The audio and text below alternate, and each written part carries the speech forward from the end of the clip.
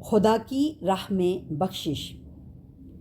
خدا کی راہ میں بخشش کا موضوع، جسے روایات کی زبان میں بعض اوقات صدقہ کہا جاتا ہے، صدقہ ہر وہ بخشش ہے جو خدا کے لیے ہو، بجائے خود ایک عجیب داستان ہے، اور مستحبات میں ایسی چیزیں شاید کم ہی ہوں جنہیں اس جیسی اہمیت دی گئی ہو۔ اسلام کے نقطۂ نگاہ سے صدقہ ہر چیز، مثلاً جان اور مال کے لیے، اور سب سے بڑھ کر خدا تعالیٰ کی رحمت کے لیے بے حد مؤثر ہے۔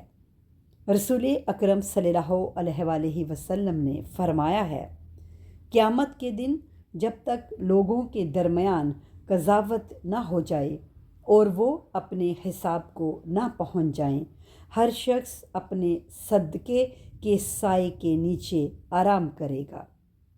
خدا کے راستے میں درپردہ بخشش کرنا خدا کے غصے کے شعلے کو ٹھنڈا کر دیتا ہے۔ امام صادق علیہ السلام فرماتے ہیں، جو مسلمان ایک بندہ مسلمان کو کپڑے پہنائے، وہ اس وقت تک خدا تعالیٰ کی حفاظت میں رہتا ہے جب تک اس کے کپڑے کے چیتھڑے باقی رہیں۔ اپنے بیماروں کا خدا کی راہ میں احسان کے ساتھ علاج کرو، صدقے کے وسیلے سے روزی طلب کرو۔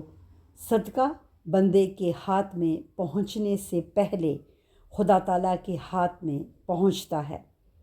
امام باقر علیہ السلام فرماتے ہیں، خدا کی راہ میں نیکی اور احسان فقر کو مٹا دیتا ہے اور عمر میں اضافہ کرتا ہے، اور ناگوار موت کی 70 قسموں کو احسان کرنے والے سے ٹال دیتا ہے۔